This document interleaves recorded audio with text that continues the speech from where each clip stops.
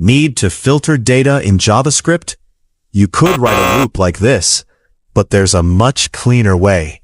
Here we have an array of users, and each user has a name and an age.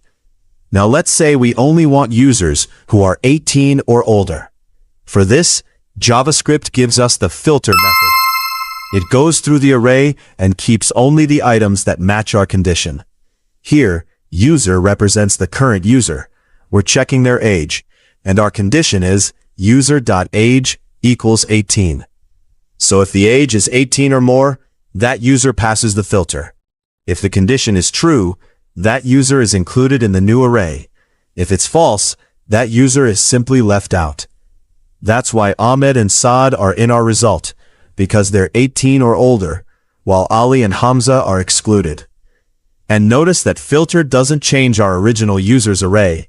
It gives us a new array, which we're storing inside adults. So whenever you need to select specific items from an array based on a condition, filter can save you from writing a full loop.